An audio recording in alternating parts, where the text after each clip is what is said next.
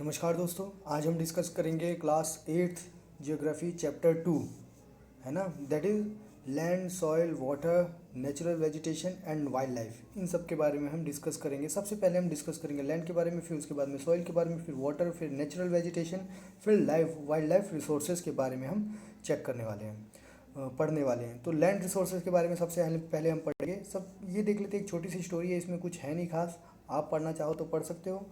अब हम आ जाते हैं लैंड पे। सबसे पहले लैंड का यूज़ कैसे होता है उसके बारे में हम पढ़ेंगे। Land is among the most important natural resources. Land क्या है? बहुत ही ज़्यादा मोस्ट इंपॉर्टेंट नेचुरल रिसोर्सेज है। It cover the 30% of the total area of the earth. मतलब 30% एरिया, 70% तो क्या है, वाटर है, तो 30% क्या है अपने वर्ल्ड का, वो है आपका लैंड है। तो अर्थ सरफेस का ये पूरा लैंड कवर करता है। तो ये बहुत ज़्यादा नहीं है ना, बहुत कम भी नहीं है। लेकिन फिर भी जो इसमें भी है ना, ये 30% में भी कुछ लैंड ऐसे है जो यूज़ करने योग्य है और कुछ लैंड ऐसे है जो यूज़ करने योग्य नहीं है। तो the uneven distribution of population in different part of the world mainly due to the varied characteristic of the land and climate. मतलब जो पॉपुलेशन कहीं पे दिखती है, आपको ज़्यादा पॉपुलेशन दिख रही है, कहीं कम पॉपुलेशन दिख रही है। जैसे आप इंडिया में ही चले जाओगे, आप पहाड़ी एरिया में जाओगे तो कम पॉपुलेशन दिखने मिलेगी, वहीं आप यूपी जैसे एरिया में जाओगे तो आपको ज़्यादा पॉपुलेशन देखने को मिलेगी। तो क्यों ऐसा क्यों है? क्योंकि सिर्फ और सिर्फ एक ही कारण है, लैंड एंड क्लाइमेट। ज़मीन और वहाँ का मौसम कैसा रहा है आज दिन तक, उसके ऊपर डिपेंड होता है। The rugged topography, steep slope of the mountain, लोइंग lying areas susceptible to water. तो मतलब देखो टोपोग्राफी कैसी है, उसका स्टीप स्लोप कैसा है ना, वो माउंटेन कैसे है। तो इन फैक्टरों पे आपको डिपेंड करता है। जहाँ पे वाटर ज़्यादा आ जाता है, डेजर्ट एरिया है, थिक फॉरेस्ट है, यहाँ पे आपको देखने को मिलेगा पॉपुलेशन बहुत ही ज़्यादा कम होती है या फिर नहीं होती है ना। तो plain and the river valleys offer offer a suitable land for agriculture. जो प्लेन होते हैं और जो जहाँ पे रिवर्स होती है, रिवर वैलीज होती है, वहाँ पे क्या होता है, ये ऐसे एरिया होते हैं यहाँ पे एग्रीकल्चर क्या होती है, सूटेबल होती है। Hence these are the densely populated area of the world.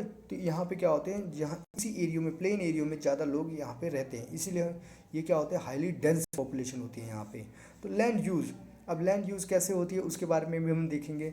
Land का यूज़ क्या था, डिफरेंट पर्पज़ के लिए होता है, जैसे agriculture, forestry, mining, building, house, road and the setting up the industries. इन सब चीज़ों के लिए यूज़ होता है। तो this is commonly term as a land use. ये आपको पता चल गया। Can you list out different ways in which, आपको देख लेना है आप कैसे डिफरेंट वे में आप कैसे कैसे आप लैंड का यूज़ बता सकते हो। तो यहाँ पे आ जाते हैं, the use of the land determined by the physical factor. The land का जो यूज़ होता है वो कैसे डिटरमाइन करता है, फिजिकल फैक्टर। जैसे कौन कौन सा, टोपोग्राफी मतलब ऊंचा है, नीचा है, पहाड़ी है, प्लेट्यू है, प्लेन है, इस पे डिपेंड करता है। वहाँ की सोइल कैसी है, क्लाइमेट कैसा है, वहाँ पे मिनरल है कि नहीं है, अवेलेबिलिटी ऑफ वाटर है कि नहीं है। और human factor such as the population and technology are also important determine the land use pattern. तो टेक्नोलॉजी आपके पास कैसी है, पॉपुलेशन कैसी है, हार्ड वर्किंग है नहीं है, उस हिसाब से भी आप देख सकते हो लैंड यूज़ पैटर्न कैसा होता है आपका। तो आपने देख लिया कौन कौन से फैक्टर रिस्पॉन्सिबल हैं लैंड के यूज़ के लिए। तो टोपोग्राफी कैसी होनी चाहिए, सॉइल कैसी होनी चाहिए, क्लाइमेट कैसा होना चाहिए, ये सारी चीज़ें अच्छी होंगी तो पॉपुलेशन ऑब्वियसली सी बात है वहाँ पे क्या होगी, बढ़ेगी।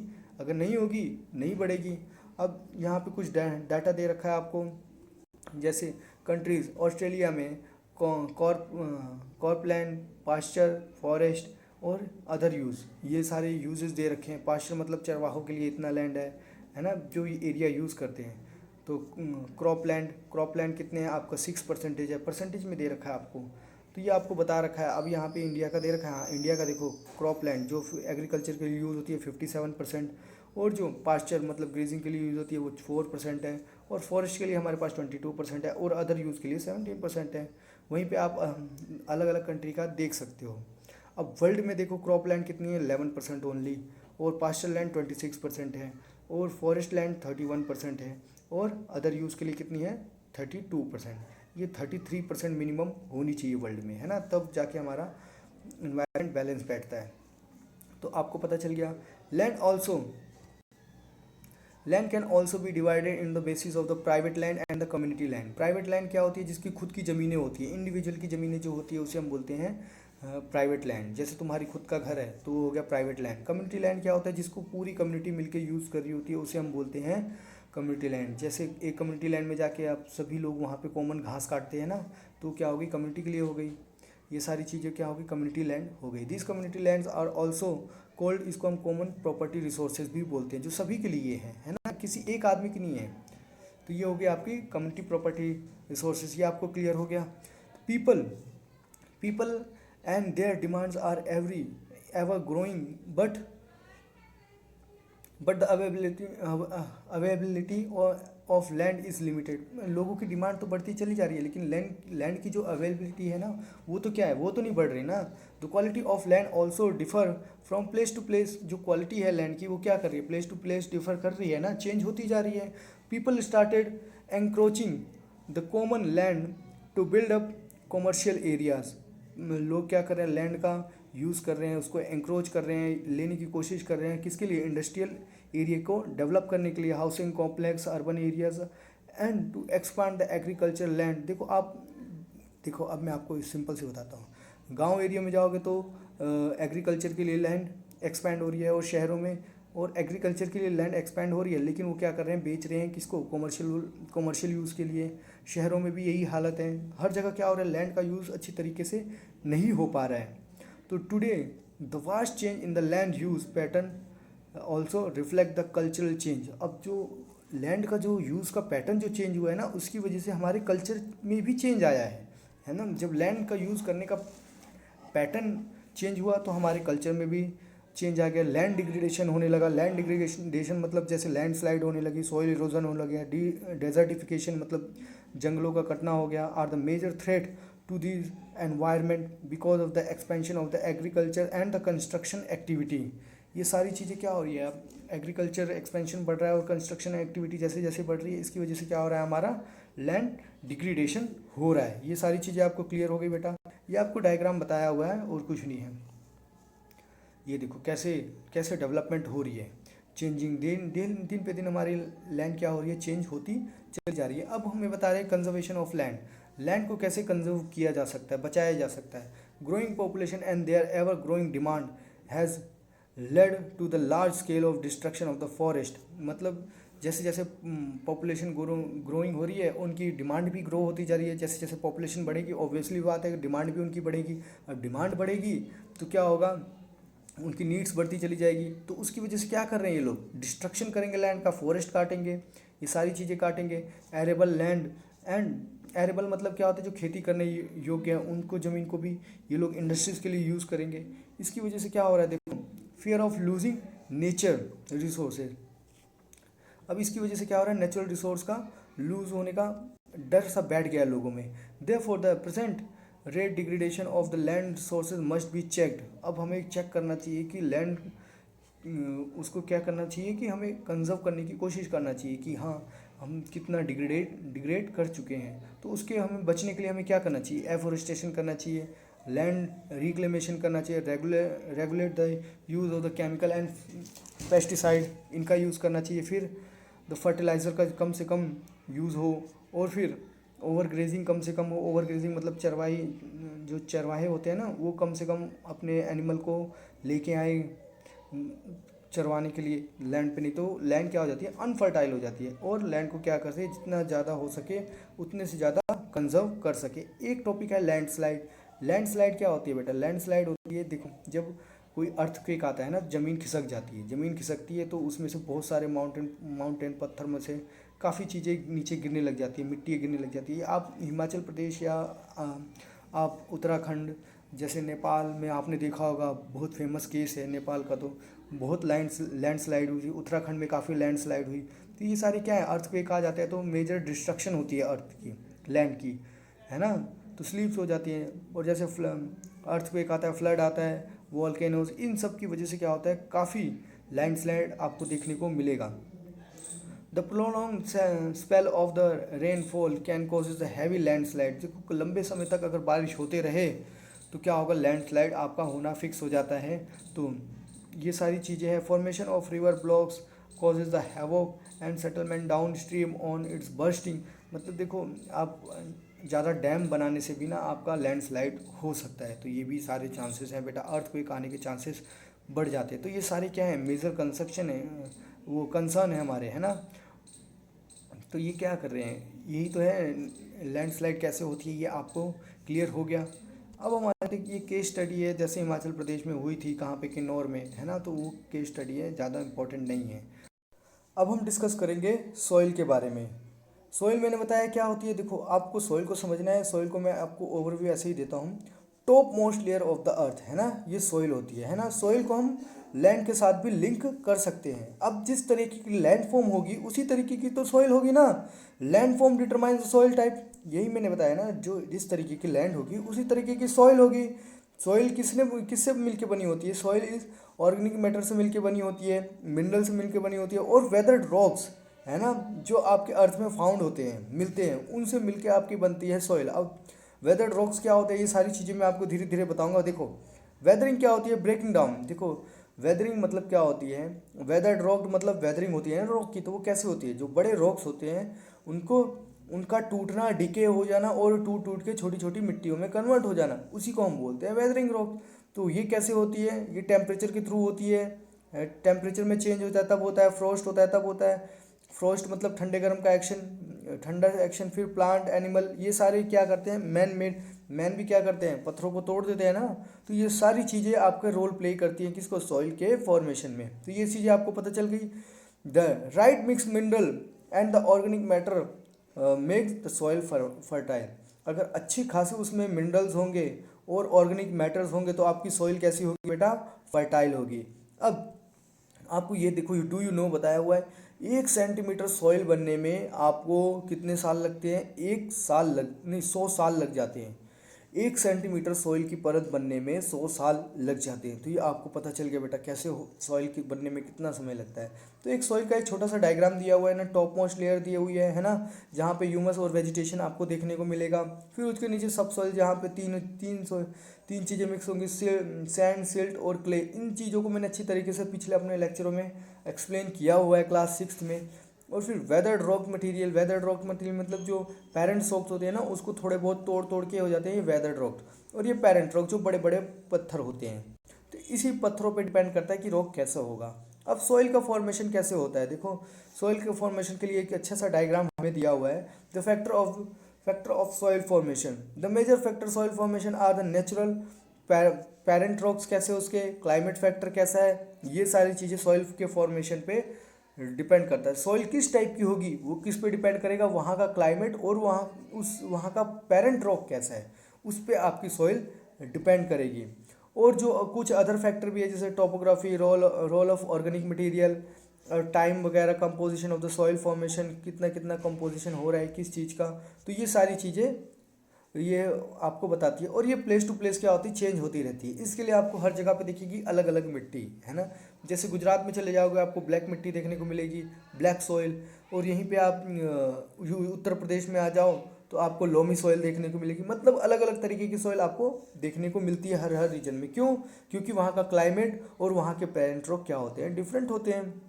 तो अब सॉइल के फॉर्मेशन में सबसे बड़ा पेरेंट रॉक रोल प्ले करता है। तो ये क्या डिटरमाइन करता है, ये डिटरमाइन करता है आपका colour, texture, chemical properties, mineral content, permeability, ये सारी चीज़ें कौन डिटरमाइन कर रहा है, पेरेंट रॉक। और दूसरा क्या है, रिलीफ, कितने एल्टीट्यूड पे है आपका स्लोप, वहाँ से जो एक्यूमुलेट होकर सॉइल जो आ रही है उसके बारे में। फिर वहाँ के flora and fauna, micro organism किस टाइप के हैं, वो उस तरीके के सॉइल को क्या करेंगे, अफेक्ट करेंगे। और टाइम, टाइम क्या होता है, determine the thickness of the soil. अब तुमने कितना टाइम दिया उस हिसाब से आपकी सॉइल की थिकनेस भी डिटरमाइन करती है। और क्लाइमेट, वहाँ का टेम्परेचर कहता है कैसा है, रेनफॉल कैसी है, और वेदरिंग और ह्यूमस वहाँ का कैसा है। इन सब चीज़ों पे आपकी सॉइल फॉर्मेशन डिटरमाइन करती है। अब हम आ जाते हैं soil degradation and conservation measure.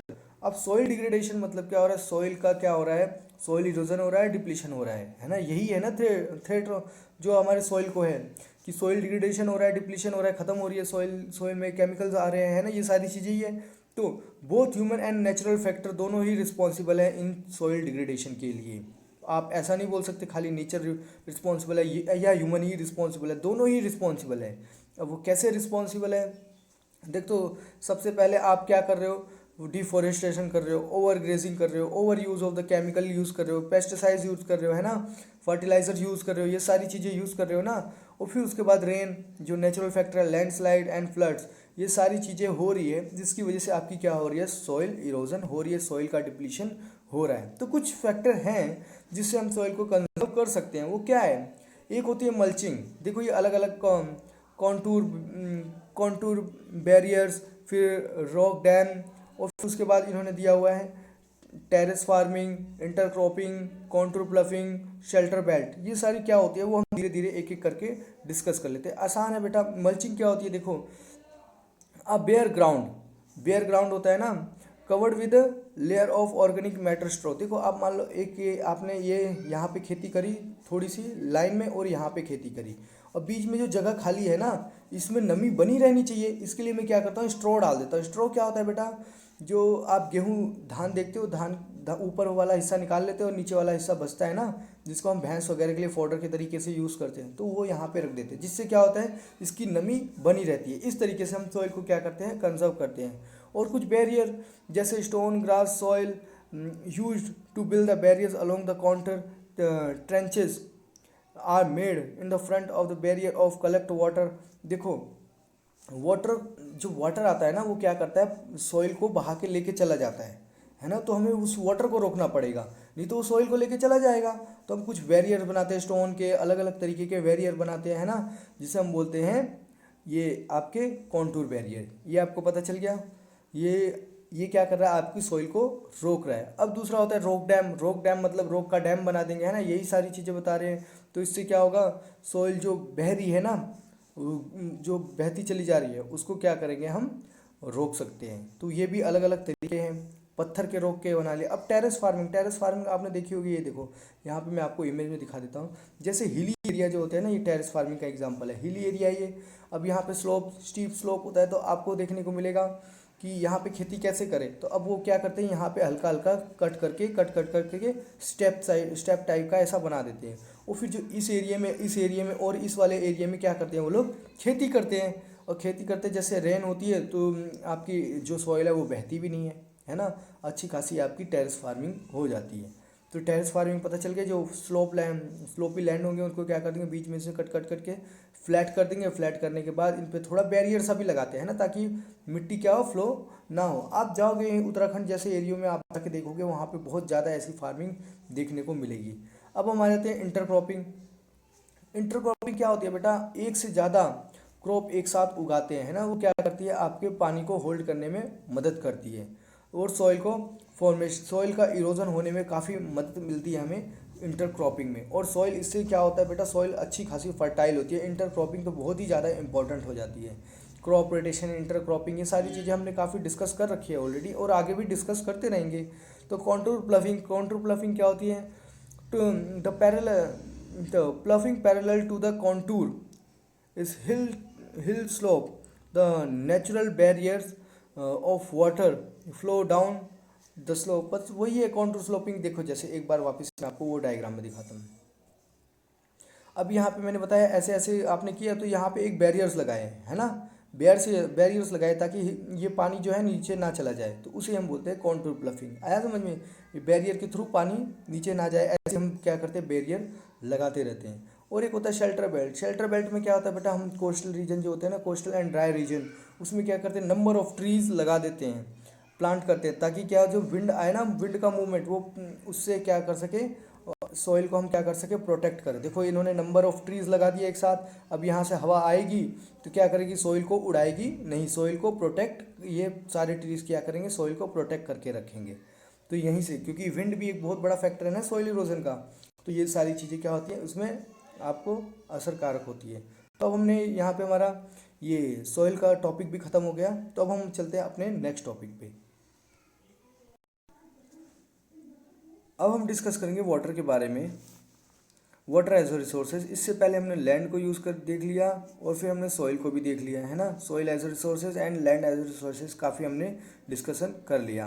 अब वाटर क्या है, एक नेचुरल, है ना, नेचुरल रिसोर्स है, ये रिन्यूएबल रिसोर्स है, ये बहुत ही ज़्यादा क्वांटिटी में हमारे पास अवेलेबल है। रिन्यूएबल रिसोर्स है, रिन्यूएबल मैंने आपको पिछली वीडियो में बताया था कि इसको हम कंसीडर कर सकते हैं नॉन रिन्यूएबल, लेकिन है रिन्यूएबल। मैंने बोला था कंसीडर कर सकते हो आप, क्योंकि देखो जिस हिसाब से पानी का ओवर यूज़ हो रहा है ना, उस हिसाब से तो आप इसको नॉन रिन्यूएबल ही बोल दोगे, क्योंकि लोगों के पास पानी अवेलेबल ही नहीं है। काफ़ी कंट्रीज तो प्रॉब्लम पानी के लिए प्रॉब्लम फेस कर रही है ना, ऐसा तो नहीं है नहीं कर रही है। तो ये चीज़ें मैंने बताई थी आपको। तो अब जो हमारे जो अर्थ पे है ना, वो 2/3 वाटर अवेलेबल है। इसके लिए हम इस अर्थ को क्या बोलते हैं, देखो 2/3 वाटर अवेलेबल है, इसके लिए हम इसे वाटर प्लैनेट भी बोलते हैं। तो जो अब 2/3 वाटर अवेलेबल है, फिर भी वाटर की इतनी प्रॉब्लम है, लोग कंट्री में चिल्लाते रहते हैं से वाटर, ऐसा क्यों बोलते हैं? क्योंकि जो हमारे पास जो पीने के लिए जो पानी है ना, ह्यूमन कंजप्शन के लिए, वो सिर्फ और सिर्फ बेटा जैसे 100% है ना, इसमें से तो मैंने बताया 97.3% जो है सिर्फ और सिर्फ ओशनिक वाटर है। वो क्या है, सलाइन है, वो हमारे पीने के लिए फिट नहीं है। तो हमारे पास कितना अवेलेबल है पीने के लिए? हमारे पास है ओनली 2.7%। इसमें से भी 70% तो हमारे पास ग्लेशियर है, ग्लेशियर में, जो कि अंटार्कटिका में आपको अंटार्कटिका, ग्रीनलैंड और माउंटेन रीजन पे आपको देखने को मिलेगा। तो फिर आपके दिमाग में क्वेश्चन आया कि हमारे पास है कितना अवेलेबल एक्चुअल में? तो हमारे पास ओनली 1% है। वो कहाँ पे है? तो वो है हमारा ग्राउंड वाटर में। आपको ग्राउंड वाटर में देखने को मिलेगा, रिवर्स में देखने को मिलेगा, लेक्स में देखने को मिलेगा, ये और एटमॉस्फेयर में देखने को मिलेगा। तो ये सारी चीज़ें यहाँ पे हमको देखने को मिलते हैं वाटर। तो अब मैं एक ये डू यू नो एक फैक्ट बता दूँ, 1975 में इंसान कितना पानी यूज़ करता था? 3850 क्यूबिक किलोमीटर पर ईयर। लेकिन आज इसकी कंजप्शन हो चुकी है 2000 में, इसकी कंजप्शन हो गई डबल। अब बेटा आप 2020 में लगा लो, ये इसकी भी डबल हो चुकी है 12,000। तो आप समझ सकते हो पानी की रिक्वायरमेंट कितनी है। तो फ्रेश वाटर क्या है, बहुत ही ज़्यादा इम्पॉर्टेंट है, वो हर इंसान को चाहिए, है ना। तो अब मैं आपको एक चीज़ बता दूं, देखो जो प्लानिट है ना, इसमें से ना तो वाटर ऐड होता है, ना वाटर क्या होता है, सब्सट्रैक्ट होता है। ना इसमें वाटर ऐड होता है और ना ही वाटर इसमें क्या होता है, सब्सट्रैक्ट होता है।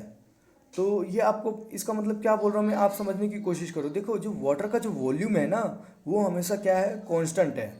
कांस्टेंट वॉल्यूम है। इसका मतलब क्या हो रहा है, ना वाटर ऐड हो रहा है, ना वाटर सब्सट्रैक्ट हो रहा है इसमें। आपको समझ में आ गया?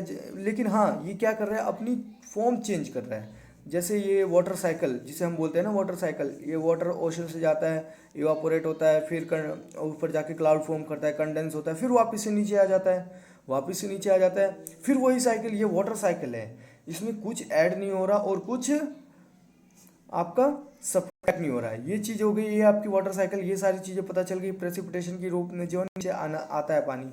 अब आपको पता है एक चीज़ और, डू यू नो में देख लो आप, कि डू यू नो में क्या बता रहे हैं ये, अगर आपके नल के टैप से ड्रिप हो रही है, टप टप टप पानी अगर गिर रहा है, तो वो आपका 1200 लीटर एक साल में वेस्टेज हो गया। तो आप समझ सकते हो बेटा, घर के नल भी आपको सोच समझ कर यूज़ करना चाहिए। अब वाटर का यूज़ बहुत जगह, अब हमने खाली पीने के लिए ही है ना, ड्रिंकिंग और वॉशिंग के लिए नहीं, बहुत सारे अदर प्रोडक्शन के लिए भी यूज़ होता है ना। तो वो कहाँ कहाँ पे होता है, जैसे एग्रीकल्चर में यूज़ होता है, इंडस्ट्री में होता है, इलेक्ट्रिसिटी जनरेट करने में होता है, डैम में हम पानी इकट्ठा करते हैं ना, वहाँ पे। और फिर इन सारी जगहों पे हमारा पानी आप देख सकते हो, आप भी कंसिडर करोगे तो काफ़ी जगहों पे आपको देखने को मिलेगा वाटर का यूज़। लेकिन जैसे जैसे पॉपुलेशन बढ़ रही है, पानी की डिमांड भी बढ़ती चली जा रही है ना, डिमांड फॉर द फूड भी बढ़ती चली जा रही है, और कैश क्रॉप भी लोग ज़्यादा ग्रो कर रहे हैं। अब कैश क्रॉप ग्रो करेंगे तो उसके लिए वाटर ज़्यादा चाहिए। जैसे जूट के लिए तो बहुत ही ज़्यादा अमाउंट में वाटर चाहिए। जैसे आप देखते हो ना, तीस्ता रिवर पे प्रधानमंत्री कभी बांग्लादेश की वो शेख हसीना और इंडिया की वो वेस्ट बंगाल की ममता बनर्जी लड़ते रहते हैं वाटर के लिए, जूट। क्योंकि जो आपने देखा होगा, कर्नाटका और तमिलनाडु, इनका भी झगड़ा पानी के लिए ही चल रहा है। तो कैश क्रॉप हो रही है इंक्रीजिंग, और जस्ट आप देखोगे पॉपुलेशन इंक्रीज़ हो रही है तो अर्बनाइजेशन इंक्रीज़ हो रहा है, अर्बनाइजेशन एरिया इंक्रीज़ हो रहा है, तो वहाँ पे पानी की डिमांड बहुत ज़्यादा बढ़ रही है। पानी की डिमांड बढ़ रही है तो पानी की यहाँ पे शॉर्टेज हो रही है, और पानी का वेस्टेज भी क्या हो रहा है, ये लोग ज़्यादा करते हैं। आप अपने घर के आजू बाजू में देखोगे तो लोग कितना पानी का वेस्टेज करते हैं। पानी की टंकी बह रही होती है, उनको कुछ फ़र्क ही नहीं पड़ रहा होता, घर अगर गवर्नमेंट पानी भेज रही है तो उसको क्या करेंगे, उससे रोड धो लेंगे, कुछ भी कर लेंगे, तो पानी की शॉर्टेज क्यों नहीं होगी बेटा, है ना। तो ये सारे कारण हैं जो हो रहा है, फ्रेश वाटर को डिस्ट्रॉय कर रहे हैं। और दूसरा एक क्या है कि जो अर्बन एरिया में केमिकल वो आपकी इंडस्ट्री सेटअप हो रही है ना, तो ये क्या कर रहे हैं यहाँ से, और ये सब क्या कर रहे हैं कि इनका जो केमिकल वेस्ट होता है ना, केमिकल वेस्ट वो कहाँ डालते हैं, वो नदियों में डाल देते हैं बिना ट्रीट किए। अगर वो आपने उसे ट्रीट नहीं किया तो क्या होगा बेटा, नदियों में जाएगा तो वो केमिकल पानी नदियों के पानी को अफेक्ट करेगा, और वो क्या हो जाएगा, हमारे लिए अनफिट हो जाएगा यूज़ करने के लिए। तो हमें क्या करना चाहिए, तो हमें उसको क्या करना चाहिए, पहले ट्रीट करना चाहिए। तो ये हो गया आपका वाटर पॉल्यूशन, भी आपको समझ में आ गया वाटर पॉल्यूशन हो कैसे रहा है। तो अब हम आ जाते हैं तो प्रॉब्लम ऑफ वाटर अवेलेबिलिटी। देखोगे आप बहुत सारी कंट्रीज़ में, दुनिया की बहुत सारी कंट्रीज ऐसी हैं जो वाटर की प्रॉब्लम फेस कर रही है। जैसे आप लेटेस्ट एग्जांपल चेन्नई में मैं आपको बताऊंगा, चेन्नई में बहुत पानी की भीषण कमी हो गई, लोग एक दूसरे का मर्डर कर सकते हैं पानी के लिए। और यही साउथ अफ्रीका की एक कैपिटल है जिसका नाम है केप टाउन। केप टाउन में भी भारी खतरनाक वाटर की कमी हो गई, लोग एक ड्रिप के लिए तरस गए वहाँ पे। तो अब वाटर की स्कैरसिटी आप देख सकते हो। तो इंडिया से वाटर सप्लाई हुआ, इंडिया में भी ऐसी, दिल्ली में भी बहुत सारी जगह हैं, जैसे ओखला एक फेमस प्लेस है। मैं तो यहाँ पे काफ़ी बार गया, वहाँ पे देखा मैंने लोगों के लिए पानी की इतनी किल्लत, बहुत ज़्यादा किल्लत है। तो हम दुनिया की बात करते, देखो अफ्रीका में ज़्यादातर पानी की कमी है, वेस्ट एशिया जो आप सऊदी अरब, ओमान, तो ये सारे क्या करते हैं, पानी इम्पोर्ट ही तो करते हैं। South Asia, part of the western USA में, नॉर्थ ईस्ट मैक्सिको में जाओगे आप, साउथ अमेरिका में जाओगे, और पूरे ऑस्ट्रेलिया में, ये सारे क्या है, पानी की प्रॉब्लम फेस कर रहे हैं। और यहाँ पे अगर कभी बारिश ना हो, और तो यहाँ पे क्या आ जाता है, ड्रॉट भी आ जाता है, सीजनल चेंज आ जाते हैं, काफ़ी कुछ हो जाता है। और यही है कि पावर वाटर का क्या किया तुमने, ओवर यूज़ किया, एक्सप्लॉइटेशन किया इसके लिए, और जो आपने उसको ट्रीट नहीं किया इसके लिए वाटर क्या हो गया आपका, कंटेमिनेट हो गया वो सारे सोर्सेज। अब बेटा जो आप में खेत में पेस्टिसाइड भी डालते हो ना, वो भी वाटर को क्या करता है, कंटेमिनेट करता है, क्योंकि वो कहाँ मिलता है, जाके ग्राउंड वाटर में ही डलता है ना। देखो आप पेस्टिसाइड डालोगे, फिर वाटर डालोगे, वाटर वो नीचे जाएगा, तो वो पेस्टिसाइड्स के साथ नीचे जाएगा, है ना, तो क्या करेगा, वाटर को कंटेमिनेट करेगा। ये आपको लग रहा है ये, लेकिन बहुत बड़े लेवल पे हो रहा है। तो आप पूरी इंडिया कर रही है ऐसा, तो मतलब पूरे इंडिया में ऐसा हो रहा है, तो मतलब कितने बड़े लेवल पे वाटर का पॉल्यूशन आप समझ सकते हो रहा है। तो हमें वाटर कंजर्व कैसे करना चाहिए।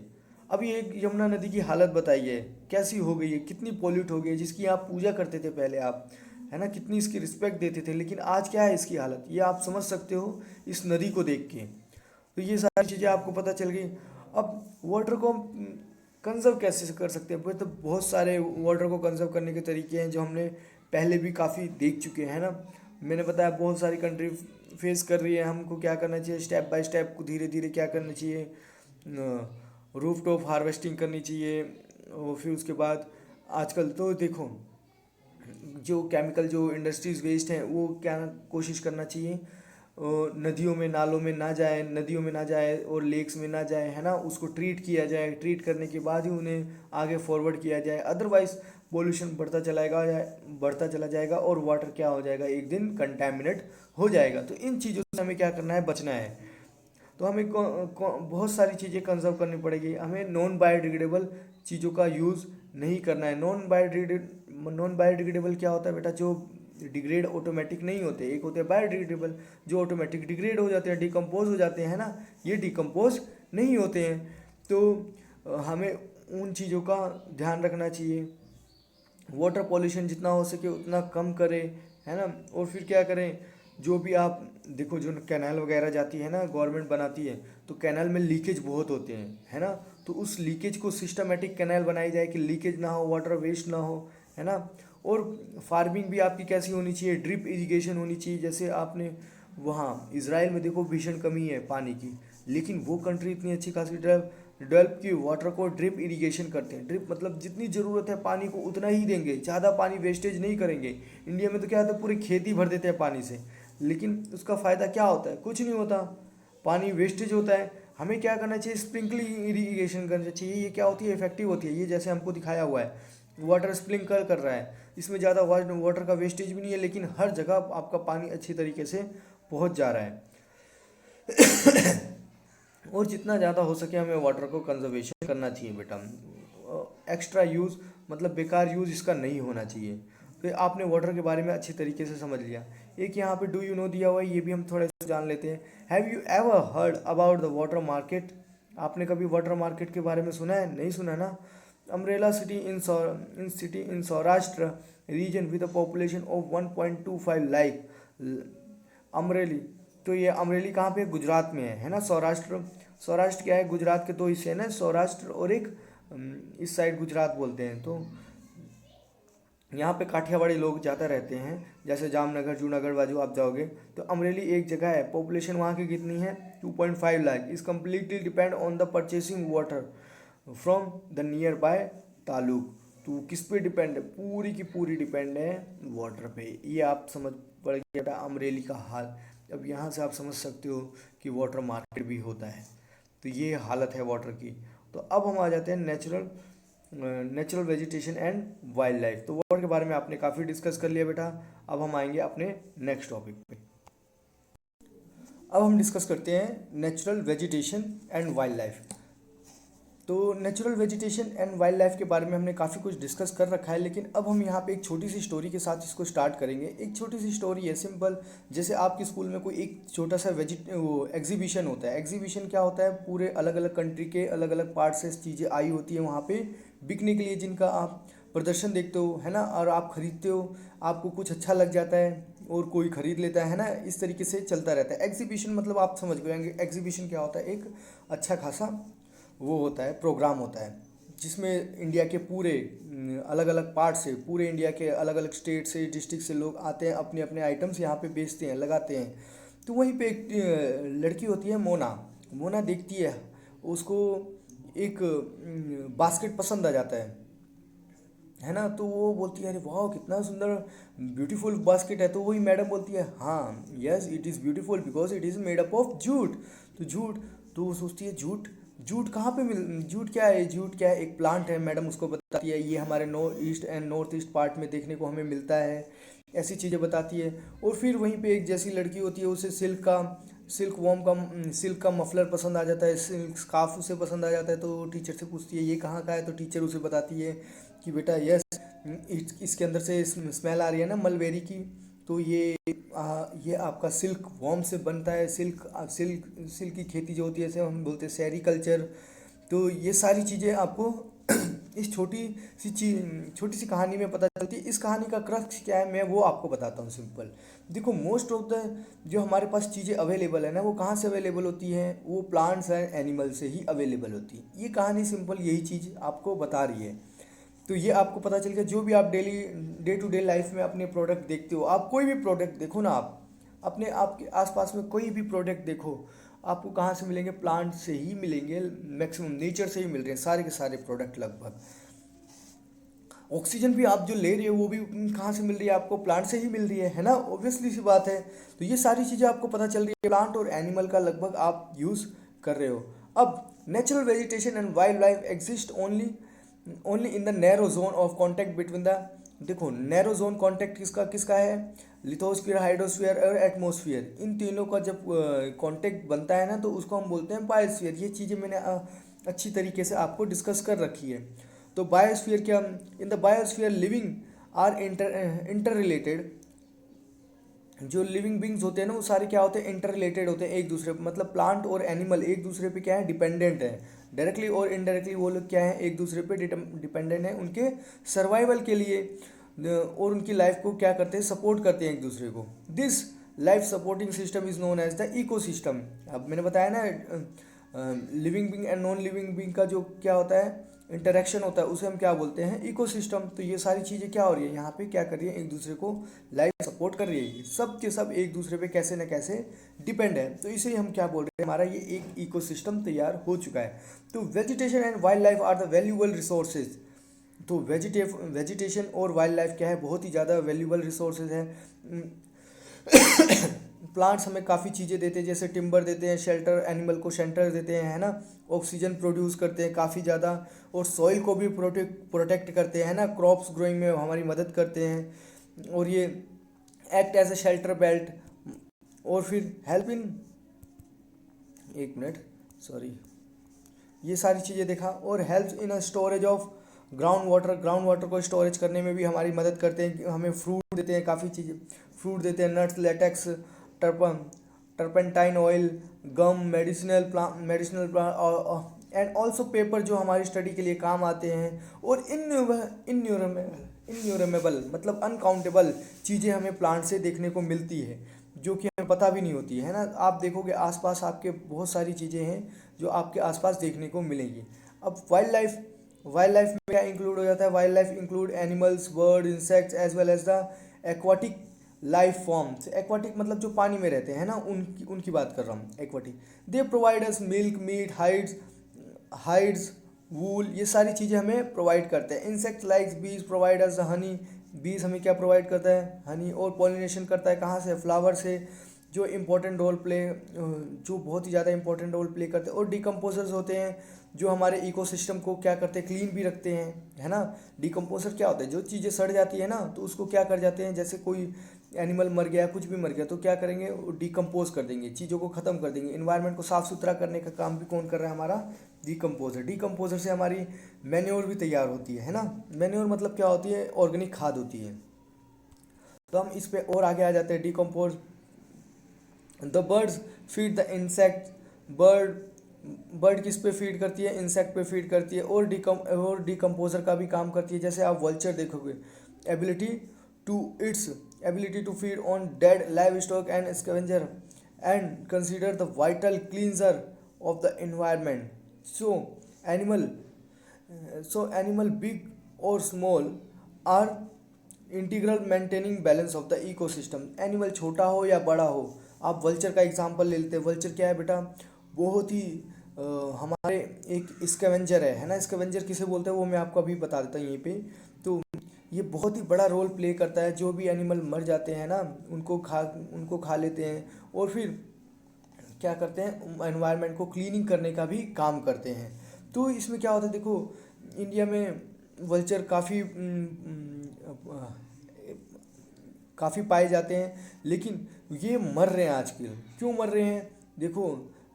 देखो मैं आपको बता देता हूँ। एक दवाई आती है डाइक्लोफिनेक। तो डाइक्लोफिनेक क्या होती है? जब जानवर बीमार पड़ते हैं ना, तो हम जानवर को क्या खिला देते हैं? डाइक्लोफिनेक। जैसे आपके घर में कोई भैंस बीमार पड़ गई है ना, मान लो बफेलो कोई बीमार पड़ गई, तो आप क्या करोगे? उसे डाइक्लोफिनेक खिला दोगे। ये डाइक्लोफिनेक यहाँ पे लिखा हुआ देखो, डाइक्लोफिनेक खिला दोगे।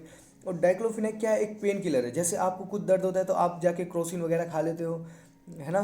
तो वैसे ही एनिमल के शरीर में दर्द हुआ तो आपने डाइक्लोफिनेक खिला दी। अब डाइक्लोफिनेक क्या है? बहुत ही खतरनाक है ना। वो क्या होता है? अब डाइक्लोफिनेक आपने खिला दी, अब उसके शरीर में वो केमिकल रिएक्शन आ गया। अब जब वो मरते हैं तो ये केमिकल रिएक्शन बढ़ता ही है, ऑब्वियसली सी बात है। तो जब जो वल्चर्स आते हैं जो इन्हें खाते हैं ना, वो भी क्या हो जाते हैं? मर जाते हैं। और उनकी भी संख्या क्या हो रही है? ख़त्म होती जा रही है दिन पे दिन। तो ये आपको पता चल गया डाइक्लोफिनेक कैसे वल्चर की संख्या भी खत्म हो रही है। डिस्ट्रीब्यूशन ऑफ नेचुरल वेजिटेशन, इनका डिस्ट्रीब्यूशन भी देख लेते हैं। The growth of the vegetation depend on the primary temperature and moisture. मैंने बताया जो ग्रोथ किस पे डिपेंड करती है? मैक्सिमम टेम्परेचर और मॉइस्चर। ये आपको रट लेना है बेटा। प्लांट की ग्रोथ या वेजिटेशन की ग्रोथ किस पे डिपेंड करती है? Temperature and moisture. The major vegetation types of the world are group as forest, grassland, scrub and tundra. जो आपको देखने को मेजर जो वेजिटेशन आपको कहाँ कहाँ पे देखने को मिलेंगे? फॉरेस्ट में, ग्रासलैंड में, स्क्रब और तुंद्रा। ये सारी चीज़ें क्या होती है मैं आपको ऑलरेडी डिटेल से तो डिस्कस कर चुका हूँ, लेकिन यहाँ पे भी हम थोड़ा बहुत जानने की कोशिश करेंगे। अब जहाँ पे हैवी रेनफॉल होती है ना, वहाँ पे बहुत ज़्यादा ट्रीज़ होते हैं। मैंने आपको बताया ट्रॉपिकल रीजन में हैवी रेनफॉल होती है और हैवी टेम्परेचर भी होता है। हैवी टेम्परेचर होगा तो ऑब्वियसली बात है हैवी रेनफॉल होगी। हैवी रेनफॉल होगी तो क्या होगा आपका? वहाँ पे फॉरेस्ट क्या होंगे? ज़्यादा से ज़्यादा क्या होंगे? इंक्रीज़ होंगे। अब जब फॉरेस्ट इंक्रीज़ होंगे तो क्या होगा? वहाँ पे क्या हो जाएंगे? फॉरेस्ट बहुत ज़्यादा होंगे और थिक कैनोपी में इंक्रीज़ होते हैं। अब जैसे जैसे मॉइस्चर कम होता जाता है और रेनफॉल कम होती जाती है, आपके फॉरेस्ट भी डिक्रीज़ होते चले जाते हैं और आपकी वो प्लांट की फॉरेस्ट की डेंसिटी भी क्या हो जाती है, कम होती चली जाती है। ये सारी चीज़ें हम देखते हैं। जहाँ पे मॉडरेट रेनफॉल होती है ना, वहाँ पे शॉर्ट स्टंटेड ट्रीज होते हैं और वहाँ पे ज़्यादातर ग्रास ग्रोइंग होती है ना, तो इसीलिए हम उसे बोलते हैं ग्रास लैंड, है ना।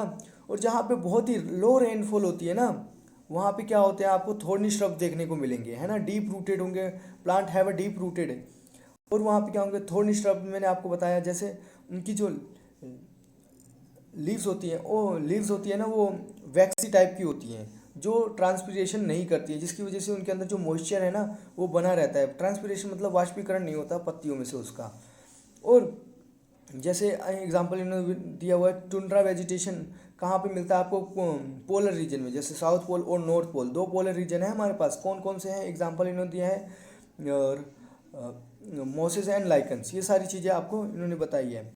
अब एक होता है एवरग्रीन, एक होता है, देखो फॉरेस्ट को इन्होंने दो टाइप से कैटेगराइज किया हुआ है, evergreen forest and deciduous forest. Evergreen forest क्या होते हैं बेटा, एवरग्रीन फॉरेस्ट क्या होते हैं, जो अपनी पत्तियां कभी छोड़ते ही नहीं है, साल के 12 महीने, हमेशा साल के 12 महीने क्या रहते हैं, ग्रीन ही रहते हैं, है ना। उनकी पत्तियां झड़ती हैं लेकिन कम झड़ती हैं, और उनके लिए कोई ऐसा स्पेसिफिक मौसम नहीं है, ड्राई सीजन नहीं है कि जिस समय पे वो क्या हो जाएंगी, पूरी पत्तियां उनकी झड़ जाएंगी, जैसे इक्वेटोरियल रीजन में आपको देखने को मिलेगा, है ना। तो हमने इसके बारे में तो काफ़ी डिस्कस कर रखा है ऑलरेडी, तो आपको तो वैसे ही आइडिया लग रहा होगा। तो ये अपनी पत्तियां जो हैं शेड नहीं करते। तो हम वही डेसिडियस फॉरेस्ट को देखते हैं, तो वो अपनी पत्तियां एक पर्टिकुलर सीजन में क्या कर देते हैं, लॉस कर देते हैं, शेड कर देते हैं। क्यों, ताकि जो जो मॉइस्चर है ना वो कंजर्व रहे, मतलब जो पत्तियों से क्या होता है, ट्रांसपीरेशन होता है, वाष्पीकरण होता है ना। जो ट्रांसपीरेशन को क्या करना है, इन्हें रोकना है, तो इसके लिए पत्तियां गिरा देते हैं, इनके अंदर पानी बना रहता है। और वही ट्रॉपिकल रीजन में तो बारिश रेगुलर होती ही रहती है, तो उनको टेंशन नहीं रहता है। These forest are further classified in the tropical temperate. अब इनको आगे भी फर्दर क्लासिफाई किया गया हुआ है, कैसे, ट्रॉपिकल और temperate based on their location.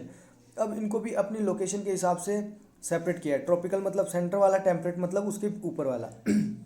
जैसे ये है ना लैटिट्यूड, ये मतलब यहाँ से यहाँ तक किसका हो गया, ट्रॉपिकल रीजन, इसके ऊपर हो गया आपका टेम्परेट रीजन।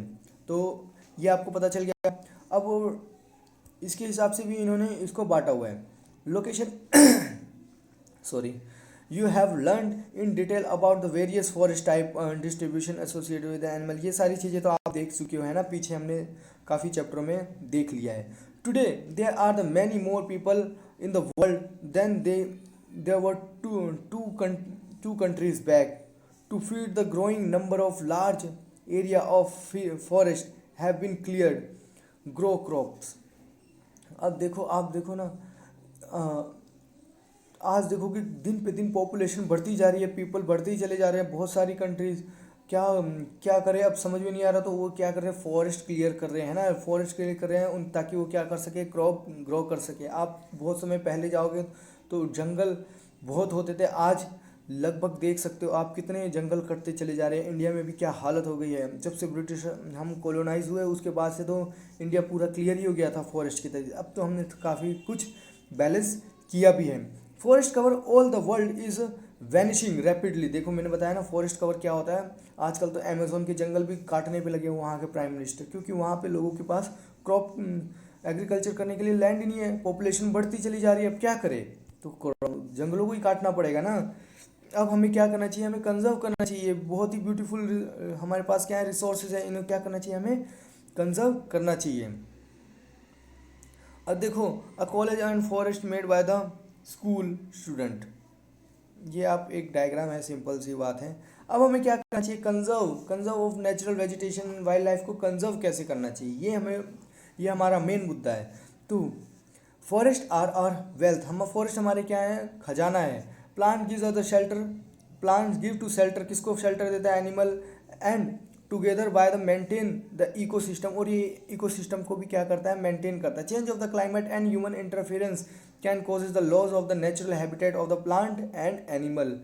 देखो जिस हिसाब से क्लाइमेट का चेंज हो रहा है ना, वो सब कुछ डिस्ट्रॉय कर देगा, ह्यूमन का भी, और जो हमारे नेचुरल हैबिटेट है, किसका, प्लांट का और एनिमल का, वो सारा का सारा ये चेंज कर देगा। अगर क्लाइमेट चेंज होगा तो क्लाइमेट चेंज कैसे होगा बेटा, क्लाइमेट चेंज ऑब्वियसली सी बात है, अगर डिफॉरेस्टेशन होगा तो क्लाइमेट चेंज होगा ही, पॉल्यूशन बढ़ेगा तो क्लाइमेट चेंज होगा ही। Change of the climate, human interference, देखो ये सारी चीज़ें मैंने बता दी। Many species have become vulnerable और endangered and some are on the verge of extinction, और कुछ जो है एक्सटिंक्शन की कगार पे आ चुके हैं, है ना। बहुत सारे एनिमल और प्लांट्स जो है आपके एक्सटिंक्शन मतलब लुप्त होने की कगार पे आ चुके हैं। इस हिसाब से उनका क्या किया है हमने, पोचिंग और हंटिंग की है। तो डिफॉरेस्टेशन, सॉइल इरोजन, ये सारे क्या है, constructional activities, forest fire, tsunami, landslide are the some of the human made natural factor. तो ये सारे क्या है, डिफॉरेस्टेशन हम भी खुद करते हैं, soil erosion, construction and activity, forest fire, tsunami, ये सारी क्या है, ह्यूमन की एक्टिविटी से ही तो आ रहे हैं। अदरवाइज ये कैसे आ रहे हैं, ऑटोमेटिक तो नहीं आ रहे ना। तो ये सारी ह्यूमन की एक्टिविटीज सब मिला के आ रही है। ये सारी चीज़ें क्या कर रही है, एक्सटिंक्शन लेके आ रही है नेचुरल रिसोर्सेज का। एक्सटिंक्शन मतलब लुप्त हो करने की कगार में है। तो one of the major concern is increasing the incident of poaching, the result of sharp decline in the number of particular species. अब देखो, आप देख रहे होंगे कि पोचिंग मतलब हंटिंग हो रही है ना, जानवरों को मार रहे हैं कंटिन्यूसली। अब मैंने बताया आपको, जो प्लांट और एनिमल एक दूसरे पे इंटरडिपेंडेंट है, अगर ये नहीं रहेंगे तो क्या होगा, है ना। मैंने बताया वल्चर नहीं खाएंगे तो चीज़ें क्या होगी। तो ये क्या है, हमारे पास एक बहुत बड़ा कंसर्न है कि हमें क्या करना चाहिए, वाइल्ड लाइफ को सेव करना बहुत ज़रूरी है। जो पोचिंग हो रही है उसे हमें रोकना जरूरी है। जो पर्टिकुलर स्पीसीज़ की, जो कुछ पर्टिकुलर स्पीसीज है वो तो लुप्त होने की कगार में ही आ गए हैं। तो हमें क्या करना चाहिए, हमें तो रोकना चाहिए ना इसे, कि कैसे भी करके पोचिंग ना हो। भाई क्यों हो रही है पोचिंग, तो उसके लिए अभी ये लोग क्या करेंगे, बहुत सारी देखो, the animal are poached for a collection of illegal trade. और इनको पोच क्यों किया जाता है, ये भी तो सोचो ना, इलीगल ट्रेड करने के लिए, जैसे hide, skin, nails, teeth, horns as well as a feather, इन सब चीज़ों का आप क्या करना चाहते हो, ट्रेड करना चाहते हो, है ना। Some of these animal are tiger, lion, elephant, deer and blackbuck, crocodile, rhinoceros, snow leopard, ostrich and the peacock. ये सारे कुछ एग्जाम्पल दिए हुए हैं, यही सारे क्या हैं इसमें आते हैं। This can be conserve increasing the awareness, इसको हम कंजर्व कर सकते हैं कैसे, अगर हम अवेयरनेस इंक्रीज करें तब। अदरवाइज तो ये सारे क्या हो जाएंगे, लुप्त होने की कगार पे आ चुके हैं। अब हम क्या कर रहे हैं कंजर्व करने के लिए, देखो हम क्या कर रहे हैं, नेशनल पार्क बनाते हैं। National park, wild life sanctuary, biosphere reserve are made to protect our natural vegetation and wild life. हम ये सारी चीज़ें बना रहे हैं। Conservation of creek, lakes and wetland is the necessary to save our precious resource on the depletion. तो हम इसको क्या कर सकते हैं, बचा सकते हैं, डिप्लीशन होने से बचा सकते हैं। किसकी सहायता से, ये सारी चीज़ें अगर हम करें तो। There is a balance in the environment if the relative number of the species is not disturbed. अगर बैलेंस बना रहेगा इन्वायरमेंट में, कब, अगर जो अब हमारी जो स्पीसीज है ना वो डिस्टर्ब ना हो तब, है ना, उसमें ह्यूमन इंटरफेरेंस ना करे तो। Human activity in several parts of the world have disturb the natural habitats of the many species. अब इंसान की एक्टिविटी ने उसके बीच में जा जाके, जो उनके हैबिटेट के बीच में जा जाके पूरा नेचर का जो बैलेंस था ना वो सारा का सारा ख़त्म कर दिया है ना। तो ये सारी चीज़ें बता रहे हैं। Due to the indiscrimination killing, several birds and animal have either become the extinct or the verge of extinction। मतलब उनके साथ कोई न्याय नहीं, उनको इनडिस्क्रिमिनेटली उनको क्या किया, मारा उनको कि इतना मारा कि वो बेचारे एक्सटिंक्ट होने की कगार पे आ गए हैं, या फिर सिर्फ और सिर्फ एक्सटिंक्ट होने ही वाले हैं। कुछ तो एक्सटिंक्ट हो चुके हैं, कुछ तो चीज़ें गायब हो चुकी हैं, लेकिन कुछ अभी गायब होने की कगार में ही है, बस अगले 1-2 साल में वो भी गायब हो जाएंगे। तो awareness programme like social forestry, Van Mahotsav should be encourage at the regional and community level. तो हमें क्या करना चाहिए, इन सब चीज़ों से बचने के लिए हमें क्या करना चाहिए, एक अवेयरनेस प्रोग्राम चलाना चाहिए जो सोशल फॉरेस्ट्री को, जैसे वन महोत्सव आपको हो गया, जो रीजनल लेवल पे भी काम करे और कम्युनिटी लेवल पे भी काम करे, और चिल्ड्रन को स्कूलों में भी एनकरेज किया जाए कि जाओ आप वाइल्ड लाइफ में जाओ, बायोस्फीयर, ये जो भी आपके नज़दीक में कोई भी वाइल्ड लाइफ सेंचुरीज हैं, है ना, तो उनमें जाओ आप, है ना, और उसको जाके देखो कैसी है वहाँ की लाइफ, उनको समझो, क्यों हमें उन्हें कंजर्व करना चाहिए, सारी चीज़ें उनके अंदर वैल्यूज़ डालो, तो क्या होंगी वो चीज़ें आपको पता चलेंगी। Many countries has passed law, बहुत सारी कंट्रियों ने एक लॉ भी पास किया declaring that the trade as well as killing of birds and animal are illegal. तो बहुत सारी कंट्री ने मिलकर एक लॉ भी बनाया है कि जो किलिंग हो रही है किसकी, बर्ड्स की और एनिमल की, वो सारी क्या है, illegal. In India killing lion, tiger, deer, greats, Indian bustard, peacock have been banned. ये सारी चीज़ें क्या कर रखी हैं, इन्हें इंडिया में भी किल के लिए बैंड कर रखी हैं। और an international site has been established to that list the species of animal. अब कुछ इन्होंने इंटरनेशनल साइट भी बना रखी है जिसमें क्या होती है, कुछ स्पीसीज की वो दे रखी है जिससे आप क्या कर सकते हो, उन्हें पोचिंग नहीं कर सकते, हंटिंग नहीं कर सकते हैं ना, उन्हें प्रोहिबिटेड, उस पर क्या हो जाएगा, कानूनन जुर्म हो जाएगा। Conservation of the plant animal in ethical duty and ethical duty of every citizen. तो ये सारी चीज़ें इन्होंने अवेयरनेस के लिए कर रखा है। अब साइट क्या है, साइट को हम जान लेते हैं। Do you know site, site क्या है, इसकी फुल फॉर्म देख लो पहले। Convention on international trade and endangered species. इन्होंने एक कन्वेंशन बनाया हुआ है कि हमको ट्रेड किस पे बंद करना है, इंडेंजर्ड स्पीसीज पे। The wild of the wild फोना एंड फ्लोरा। तो ये क्या है, एक इंटरनेशनल एग्रीमेंट है, बहुत सारी गवर्नमेंट के बीच में हुआ है। ये एम क्या करता है, ये इंश्योर करता है that international trade in a specimen of wild and plant does not threaten their survival. तो उनको ऐसे जो अपने सर्वाइवल में थ्रेट करेंगे उनको हम क्या कर सकते हैं, बैन करेंगे और उसको आगे ट्रेड नहीं होने देंगे। उसमें रफली देखो 5 से 28,000 species of animal and 28,000 species of plant are protected. तो आप समझ सकते हो कितने लोग अभी एक्सटिंक्ट की कगार पे आ ही चुके थे। 5,000 से लेकर 28,000 तक।